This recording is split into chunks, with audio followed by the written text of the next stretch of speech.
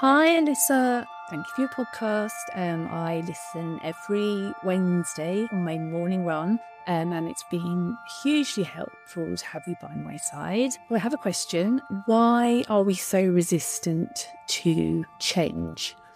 Why might I stay in an unfulfilling job rather than pursue my dreams? And how might we overcome what I think is probably a natural resistance to change? If you have any thoughts on that, I'd really like to hear them. Thank you.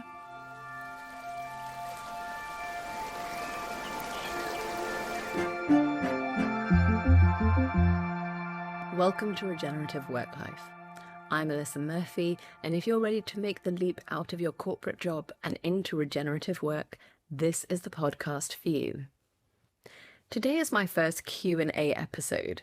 I decided to introduce these because navigating out of the corporate world and towards regenerative work that brings life to you and those around you can be complex. We are forging new paths here, challenging deep conditioning, and often needing to do deep personal work along the way. You'll hear more about that in my answer to today's question. So I wanted to make sure that I'm answering the tricky questions that come up for you as you make this transition. If you have a question about any aspect of quitting corporate and pursuing regenerative work, follow the link in the show notes. You just leave me a short voicemail. It takes a couple of minutes, and I will do my best to answer your question here on the podcast. So let's get back to this listener's question. Why are we so resistant to change sometimes? Why does it feel so hard to take action towards what we really want? And what's really holding us back? This is such a great question because it really gets to the root of what we're dealing with when we choose to make dramatic shifts in our careers, particularly when we're making those shifts through a regenerative lens, which means that we are stepping outside of the dominant system and creating whole new ways of working. The first thing to say is that resistance to change is essentially fear, and that fear is there to keep us safe. The fact is, our fear feels safer staying stuck in a job that you know doesn't align with your values, you know isn't allowing you to make a real contribution, you know doesn't allow you to live in a way that feels natural to you. Even if you hate that job, even if it's sucking the life out of you, your fear would often rather have you stay there because it feels safer there than stepping into the unknown. So the first thing we need to do is to pay a little attention to our fear. Let it know that it's just trying to protect us, and assure your fear that you've got this. The author Elizabeth Gilbert, who I often find myself quoting, talks about accepting the fact that fear is coming along for the road trip, but also never letting fear get into the driving seat. So it can be in the car, that's fine, but it's not getting its hands on the map, it's not going to be choosing the playlist, and it is absolutely not putting its hands on the steering wheel.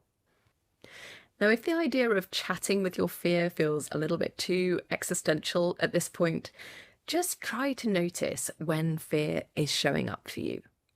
When you find yourself thinking, I know I made a plan to quit this quarter, but I'll just wait for one more bonus payout before I do because I've been looking at the landscape and things are really feeling quite unstable, ask yourself, whose voice is that?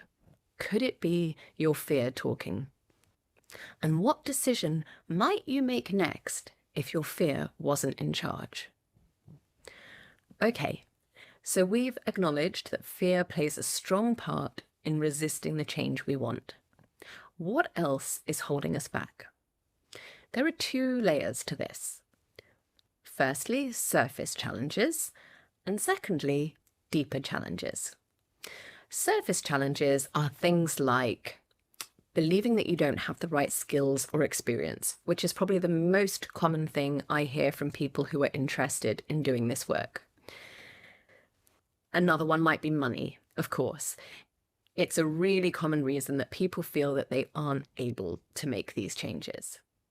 Now, while these kind of challenges do require a mindset shift, for example, your unusual mix of skills that you feel awkward about might actually be the key to finding a unique niche in the world of regenerative work, there are also practical steps that you can take to solve these challenges and feel empowered to move forward.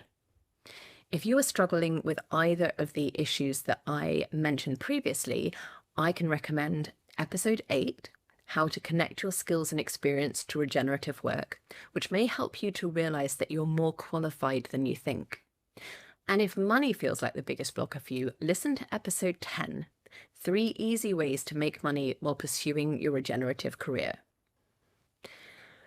Now, you will have heard me refer to these as surface reasons, and that's not because they aren't hard or important, but because they often act as a distraction or a disguise to the real reasons that you're resisting the career change that you dream of. When we get past the practicalities, what we find is deeply held, often lifelong beliefs that are holding us back. And when we start to take action and realize that those surface barriers were not as immovable as we thought, we often discover that the really difficult stuff is what lies beneath. These deep-rooted reasons or beliefs are actually pretty universal. See if any of these resonate with you. I'm not good enough. I'm afraid that I'll try and fail. I don't deserve success. I'm not worthy. Good things don't happen to people like me. Somewhere underneath all of those reasons that feel sensible and rational to us, there are deep, often painful thoughts that are the real reason that we're not making the changes we long for. But here's the good news. Awareness makes all the difference. When we get really stuck, it's probably because we don't know that those underlying thoughts are there. Or maybe we do know, but we desperately want to avoid having to look at them and deal with them. But if we can be brave enough to take an honest look at what's there, recognize those thoughts, and be aware when they are popping up and trying to guide our decisions, something really freeing happens. The awareness of the thoughts creates a separation from them.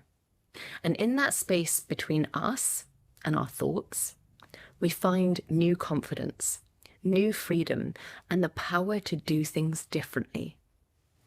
Awareness is how we get unstuck, overcome our resistance, and finally make the changes in our careers that give us the work life we've been dreaming of.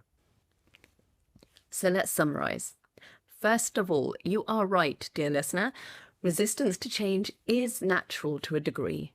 Change tends to trigger fear, and our fear is there to keep us safe. So start by noticing when fear is popping up for you and remind it that you are in the driving seat and that you have got this. Next, take action on those surface reasons that you believe are what's holding you back. My podcast is full of actionable steps that you can take.